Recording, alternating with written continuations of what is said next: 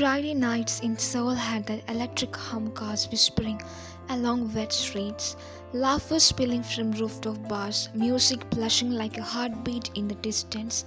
It was freedom night, the kind of night wine hadn't had in a long time. Come on, one more round. Her friend Hannah giggled, clinking her glass against his. Wine smiled, cheeks flushed, the world already a little blurry. She hadn't planned to drink this much, but the warmth was intoxicating, not just from the alcohol but from the feeling of being seen, being herself for once. Because at home she wasn't just wine, she was Miss Jeon, the wife of Jeon Jungkook, CEO of Jeon Enterprises, a man whose presence froze air around him. He wasn't cruel, not exactly, but he was cold, precise, controlled. Every move he made was calculated, his tone always even, never emotional. Their marriage, arranged by their families 6 months ago, had been painted as a merger of power and convenience, not love. She had told herself she was fine with that. Love was overrated, right? But sometimes, when he would pass by her in their massive penthouse without even glancing her way, her chest would ache with something she couldn't name. So tonight, she let herself breathe. She laughed, she forgot. Until her phone buzzed. Jungkook, where are you? Her pulse jammed. She blinked at the screen. It was 1:27 a.m. She bit her lip reading the message again. He rarely texted her unless it was about something practical, a dinner invite, a reminder from the staff, or an announcement. She hesitated, fingers hovering. With friends, we are just leaving. I will pick you up, send the address. Her throat went dry. He never offered to pick her up. Honey leaned in. Who is that? Wine gave a weak smile. My husband, Honey's grin faltered. The CEO one? Wine nodded, slipping her phone into her clutch. Yeah, he's coming to get me. Her friends exchanged look. You're sure that's okay? You look kind of. I'm fine. Wine cut in quickly, forcing a laugh. Just a little dizzy. They didn't press further. 15 minutes later, she stumbled out of the bar into the cool air, wrapping her coat around herself. Her heels clinked unevenly against the pavement as she walked toward the crowd. Her head was fuzzy, her limbs loose. She barely noticed. The black car pulling up, sleek, quiet, unmistakable. The tinted window rolled down. Jungkook's eyes met hers. Sharp, unreadable, cold as moonlight. Get in, he said. His voice wasn't loud, but it carried smooth, low, and controlled in that way that always made her feel like she was being studied. Wine swallowed hard, opening the door. The car swarmed, wrapped around her instantly, and the faint scent of his cologne, woody, clean, expensive, filled the air. She fumbled with her seatbelt, her fingers clumsy. He watched her for a moment, then leaned over slightly, clicking the buckle into place. His fingers brushed her wrist. She flinched not from him, but from his sudden sting. She hadn't noticed before. Suddenly, the small darkening bruise near her wrist caught his eye. Wine? He said, his tone dropping lower. What is this? She blinked, confused, then followed his gaze. Oh, that. I think I bumped into a table or something, she mumbled, waving it off, trying to sound casual. His eyes didn't move, the air in the car thickened. He reached out, his thumb ghosting over the bruise, not quite touching, but close enough for her to feel the tension radiating off him. Who were you with? Her head jerked up. What? My friends. Which friends? She frowned. You don't need to interrogate me. It's just a bruise, Jungkook. He didn't answer right away. His jaw tightened, the cold CEO mask slipping just a flicker of something darker underneath. Then he leaned back, eyes forward. Seatbelt on, don't fall asleep. The engine poured into life. The drive was silent, painfully so. She tried to focus on the glowing city lights outside, the way they smeared into gold and red streaks through the window. But she could feel him, the way his knuckles whitened around the steering wheel, the way his jaw flexed whenever she shifted beside him. She finally spoke. "You didn't have to come to pick me." "I know. Then why did you?" He glanced at her, eyes unreadable. "Because you're my wife." Her chest tightened. He said it so simply, as if it were a fact, which it is was. But the way it sounded in his voice made her heart ache, like she was a responsibility, a checkbox. "Right," she murmured, turning back to the window. "Your wife." The rest of the ride blurred in silence, broken only by the soft hum of the tires and her own uneven breathing. When they reached the penthouse, Jungkook stepped out and rounded the car before she could move. He opened her door effortless, steady. "Come on," he said softly, her legs wobble as she stood. He caught her elbow before she could stumble. "I'm fine," she whispered. "Sure," he muttered, sliding his arm around his waist anyway. The warmth of his touch seeped through her coat. For someone so cold, his body ran hot, steady, and grounding. She leaned onto him without meaning to, her cheek brushing his shoulder. As they walked toward the elevator, the scent of him, the quiet hum of his voice, when he murmured, "Watch your step," all blurred into something which couldn't fight that dangerous feeling that rose when she was close enough to touch. Inside the elevator, the silence pressed closer. Her reflection in the mirror wall was a mess. Hair tousled, lipstick faded, eyes hazy. His reflection beside her was opposite. Crisp, black suit, flawless tie, face calm but distant. When the elevator stopped, she swayed. His hand caught her waist again. "Careful," he murmured. "I told you I'm fine." She tried to pull away, but he didn't let go until they reached the bedroom. Once inside, he shut the door behind them quietly. Then his tone changed. "Wine?" Her name came out low, almost a warning. She turned slowly to him. "What?" His eyes were dark now, no longer detached. "Tell me what happened tonight." She frowned. "I told you." "Did someone touch you?" Her breath hissed. "What? No, Jungkook, seriously?" "Then how did you get that bruise?" "I told you, I probably hit something, okay?" She snapped, frustration bubbling out of her in a wave of drunken hate. "Why do you care?" That made him still. For a long second, he said nothing, just watched her chest rising and falling slowly. Then, quietly, "Because you're my wife." This time it sounded different, rougher, uncontrolled. She blinked at him, her pulse thudding loud in her ears. The room tilted slightly. He stepped closer, voice softened now. "You should go change. I will get some water." She nodded numbly, turning toward the dresser. Her fingers fumbled with the zipper on her dress, her head still spinning.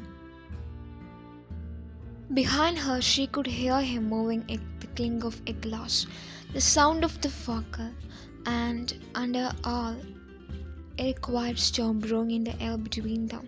When she finally turned back, holding her coat tight around her, Jungkook was standing by the bed, glass of water in hand. His eyes stepped over her, not with desire, but with something else, concern. "Drink," he said gently. She took the glass, her fingers brushing his. Her skin burned where they touched. "Thanks," she murmured. He didn't move, just watched her. "Next time, call me before you go out." Her brows knit together. "You don't control me." "No," he said quietly, "but I can protect you." Something in his voice, low, quiet, honest, made her chest tighten painfully. She wanted to say something, anything, but the alcohol finally dragged her down. Her eyelids fluttered, her body swaying slightly. He caught her before she could fall. "Wine?" he whispered, his arm tightening around her. "Hey, stay awake." But she was already slipping under. He sighed softly, lifting her effortlessly into his arms. As he carried her into the bed, the moonlight fell across her face, soft and fragile, her hair spilling across his shoulder. His gaze lingered on the faint bruise near her wrist again. His jaw clenched. "Whoever did this," he muttered under his breath. The words barely audible, "they will regret it."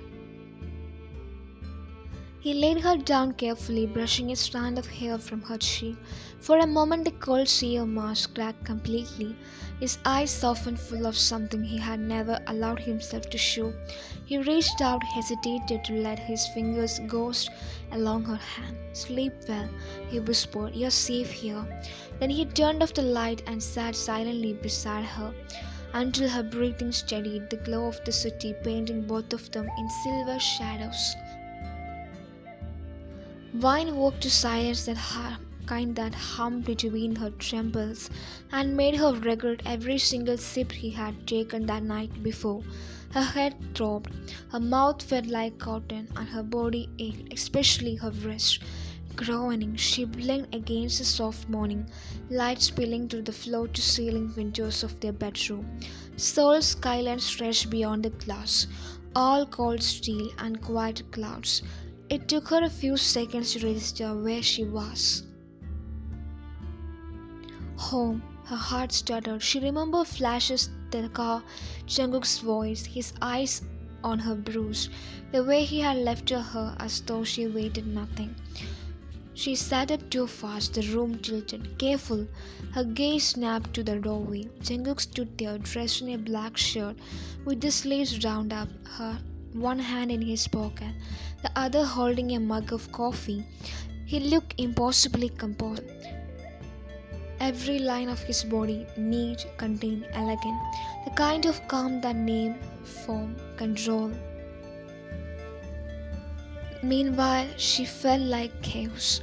Her hair was a mess, her head was pounding, and she was wearing one of his shirts, oversized, soft, hanging off her shoulder. She blinked, heat rising to her cheeks. "Did you?" He didn't look away. "You fell asleep before you could change properly. I helped." Her throat went dry. "You changed my clothes?" His brow lifted slightly. "You were unconscious, Wine. I called Mira to help." Mira, the housekeeper, relief and embarrassment tangled inside her. "Oh." He placed the coffee on the nightstand beside her. "Drink. It will help with the hangover." She stared at the mug for a moment, then up at him. "You made this?" He gave a non-committal shrug. "You don't like the stuff usually makes." Her lips parted. "You remembered that?" His gaze flicked away. "You mentioned it once." The quiet stretched between them again, full of things unspoken. Wine took the mug, inhaling the faint aroma, strong but not bitter, just the way she liked it. She took a sip, then looked up at him, and finally, "Did I say something last night?" His eyes flicked back to his. "You talked." "Oh God." She covered her face with her hands. "Please don't tell me I said anything embarrassing."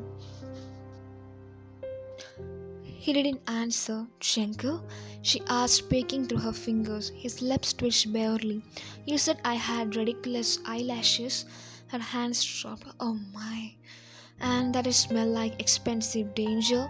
She groaned, burying her face in her pillow. "Kill me now." His voice softened. "You also said you didn't hate me as much as you thought." That made her freeze. She turned her head slowly, heart pounding. "I said that?" He nodded once. "Yes." Her chest tightened. "And what did you say?" I didn't respond. "You were already asleep." Silence again. Only the soft hum of the city outside filled the air.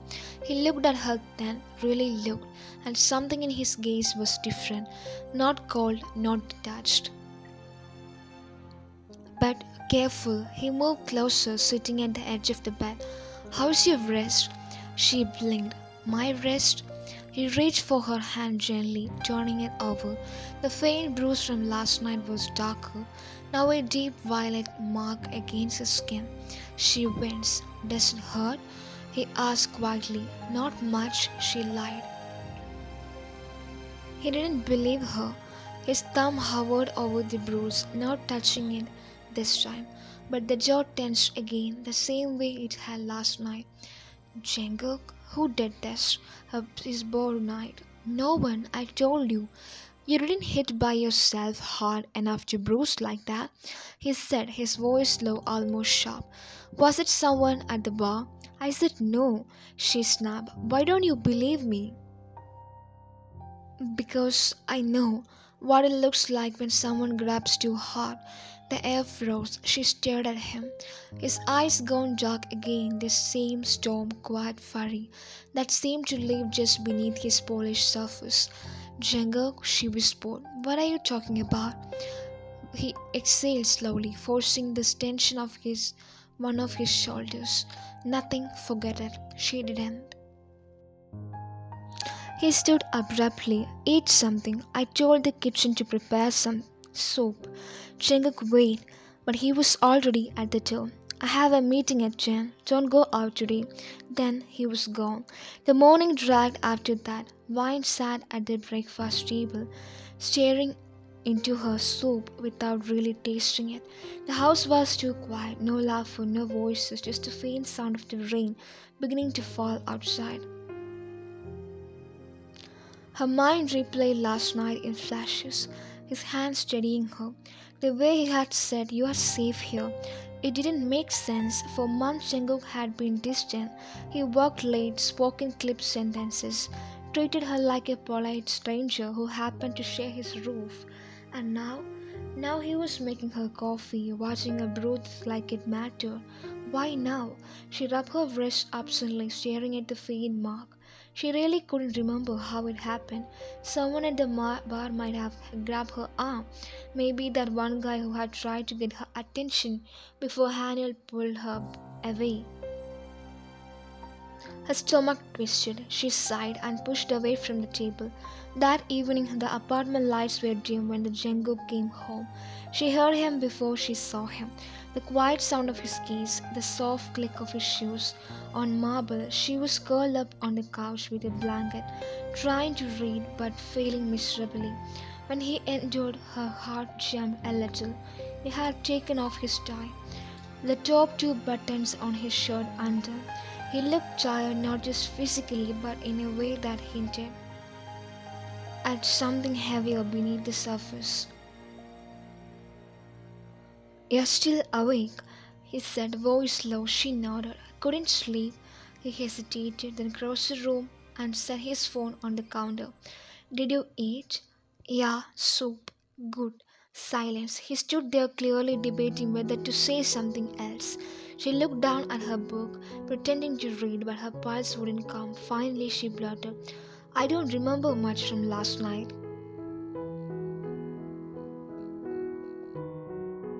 He turned slightly, eyes on her again. I remember you picking me up, she said softly, and you helping me. He didn't speak, just waited. Why did you come, Jungkook? You never do things like that. His jaw flexed. You texted me. You said you were leaving the bar alone. She frowned. I did? Yes. He moved closer, his tone still calm but softer now. You shouldn't walk alone at night, not in that area. She looked at him. So you came because you were worried? He paused just a fraction too long. It was late. I didn't want to risk it. She smiled faintly. You could have just said yes. Something flickered in his expression, the closest thing to a smile she had seen in weeks, but it disappeared as quickly as it came. You're still dizzy? He asked, just a little bit. The coffee helped. I will make more if you want. That startled her more than anything else. You will make it? He raised an eyebrow. You think I can't? I think you're busy, always. His gaze softened for the briefest moment. Not always. The words were quiet, but they landed heavy. She stared at him, unsure what to say. The man who never looked twice at her now stood here.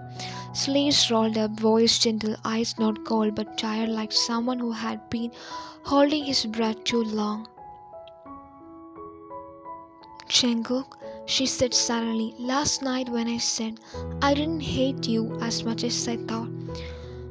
He looked at her, really looked, and something in the air shifted. I meant it, she whispered, his breath hitched barely audible. Then, as if remembering himself, he straightened. You should rest. I will be in the study. Before she could respond, he turned away, but she caught it, the faintest crack in his voice. Hours later, Vine wandered out of the bed restless. The rain hadn't stopped. It drummed softly against the window. She padded towards the study, drawn by the dim light seeping under the door. Jungkook was there, sitting at his desk, staring at his laptop, but his focus was miles away. Can't sleep either? She asked quietly. He looked up surprised. No, too much to do. She stepped inside, wrapping the blanket tighter around herself. You're always working. He gave a small, humorless smile. That's what CEOs do. She hesitated, then sat on the couch across from him. Did you ever get tired? He didn't answer at first, then, all the time, her heart squeezed. You don't show it, she murmured. I can't afford to. Even with me. That made him look up. His eyes met hers, dark, unreadable, but no longer distant. With you, he started, then stopped. It's complicated. She tilted her head. Try me. He exhaled softly, leaning back in his chair. This marriage wasn't something either of us chose. You know that. I do. I don't want to make it harder by pretending. She frowned. Pretending what? That I felt something I didn't. The words stung sharper than she expected. She tried to smile, but it wavered. I see. But, he said suddenly, voice lower now, that doesn't mean I don't feel anything. Her breath caught. He stood slowly, closing the distance between them. Last night, he said quietly, when I saw you like that, drunk, unsteady, I realized something I shouldn't have. She looked up at him, heart hammering. What? He stopped just a step away, his gaze locking onto hers. That I don't like the idea of you being hurt, or touched, or looked at by anyone else. Her pulse spiked. Jungkook? He cut her off, his tone soft but firm. You can't call it possessive or protective. I don't know what is it yet. She swallowed hard. And what are you going to do about it? He stared at her for a long moment, then stepped back, that careful control sliding over him again. Nothing for now. Her chest ached with the weight of everything unspoken. He turned toward the window, his reflection faint in the glass. Go to sleep, Vine, before you catch a cold. She didn't move. You're impossible. I have been told. Despite everything, she smiled faintly. Good night, Jungkook. Good night. When she finally left the study, her mind was a storm. Something had changed. She didn't know what it meant yet, but she could feel it, the way his gaze lingered, the way his voice softened when he said her name. The cold CEO husband she had married wasn't so cold anymore, and maybe, just maybe, she wasn't as immune to him as she thought. The third morning after that night, Jungkook sat in his office at John Enterprises with a file open on his screen but saw none of the votes. Numbers blurred, contracts meant nothing. All he could see was a faint bruise that had circled Vine's wrist. He had woken before her again that morning. She had been curled up on her side, one hand resting near her face, lashes still damp from sleep. The mark had fainted a little, but not enough. Not for him to sleep peacefully or to forget about it. He wasn't used to not knowing things. In business, knowledge was power, control was safety. But here he was, powerless, replaying the scene in his mind, the way she had winced when he had touched her wrist, the way she tried to laugh it off. He couldn't shake it. When his phone buzzed, he answered immediately. Mr. John, his assistant said carefully, the footage you requested, I found something. By late afternoon, Jungkook stood in the private security room of the bar, where Vine had spent her night. The manager, nervous under the weight of his tale, played back the video. There, while laughing with her friends near the bar counter, then a man approached her. Leaning in too close, she smiled politely, said something, tried to turn away. He caught her wrist. Jungkook's stomach turned. The video wasn't long. Her friend appeared, showed the man off, and Vine pulled away, rubbing her arm, but the image burned into Jungkook's mind like a brand. He memorized the man's voice. What is his name? The manager hesitated. Sir, I don't think. Jungkook's voice was quiet but deadly calm. Name. A pause, then a whisper. Han Minji. He's a client of one of our partner firms. Of course, the word was so small when you were at the top. Too small for people like Han Minji to disappear. That evening, Jungkook drove alone. No driver, no security detail, just the low hum of the engine and the tightness in his chest. He found Minji at a private club laughing, surrounded by people who didn't know, who didn't care, what kind of man he was. When Jungkook stepped in the room, silence followed. Power moved with him like a shadow, and when the music seemed to falter, Minji looked up startled. Mr. Jeon, what brings? Jungkook crossed the floor before the man could finish. His expression was unreadable. You were at the Rose Bath 3 nights ago? Minji blinked, nervous. Maybe. I go there sometimes. You grab my wife? The words landed like a blade. The laughter around them died instantly. I didn't know she was. You didn't need to. Jungkook's voice didn't rise, but it carried enough weight to crush the air out of the room. Minji stammered. Look, it was just a misunderstanding. Jungkook stepped closer until they were eye to eye. A misunderstanding leaves a bruise. For one terrifying second, his hand twisted that urge, primal and unfamiliar, surging through him. He saw Vine's face in his mind, the way she had flinched, his vision blurred with fury. He punched him on the face, but he stopped suddenly, because hitting this man would not undo what happened. It would only make him something she might fear too. So, instead, he leaned in, voice low enough that only Minji could hear. If you ever go near her again, if you even think about speaking her name, I will end your career so completely that you will forget what power feels like. Do you understand?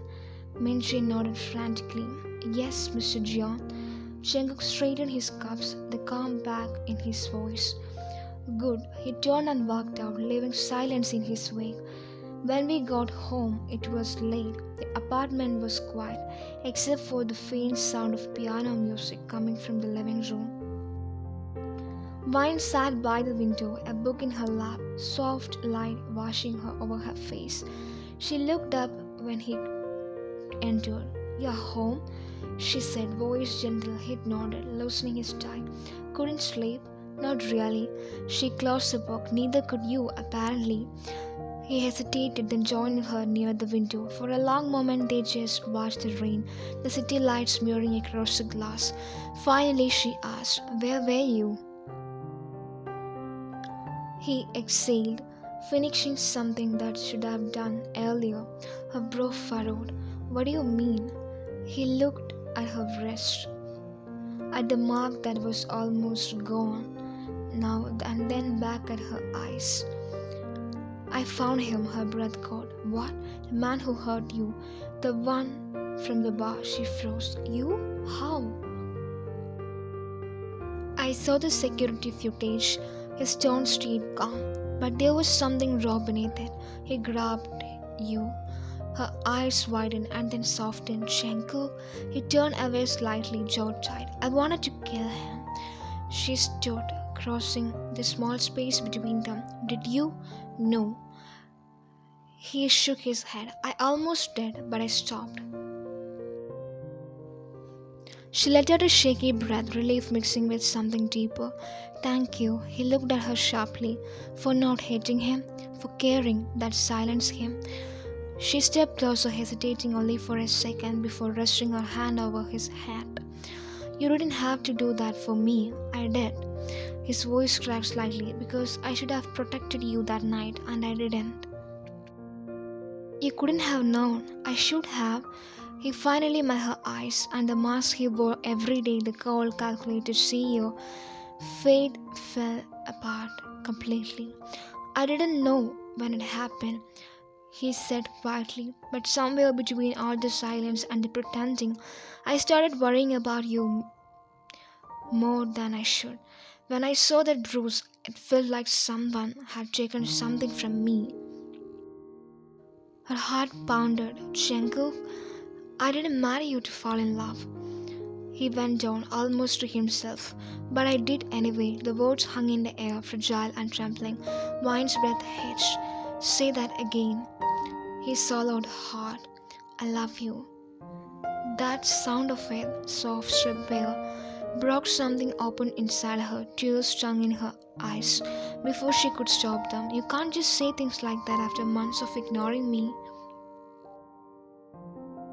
I know. He took a step closer, desperate, low, and I will spend as long as it takes proving that it isn't just words. Laugh came out shaky. You're terrible at this, you know. I'm learning. She looked up at him, then really looked at the man who had always stood 3 steps away, now close enough for her to feel the warmth radiating off him. He reached up and touched his face. You're allowed to be human sometimes, Jenko. He leaned into the couch, her eyes closing briefly. Only with you, she smiled through her tears. Good answer. He brushed his thumb across her cheek, wiping a tear away. I'm sorry I made you feel like you were alone in this. You didn't mean to. I still did. You can't make it up to me, she whispered, her lips curled faintly. How? Start by being not cold. I can try. And then finally he kissed her. It wasn't rushed or heated, just soft, tentative, like something now being discovered. His hands slid to her back of her head, her fingers clutching his shirt as if afraid he would disappear. When they pulled apart, the rain had stopped. Outside, the city glowed under a pale dawn. Inside, the silence between them wasn't heavy anymore. It was full of promise. Jungkook rested his forehead against hers. You have never walked home alone again. She smiled. You have never let me forget this, are you? Not a chance, she laughed quietly. You really did change. He shook his head. No, you just made me remember I'm still capable of it. Hours later, when Wine drifted back to the bed, Shinku stayed by the window watching the sunrise. The city below was waking up, cars moving, people hurrying, life continuing, as if nothing monumental had happened.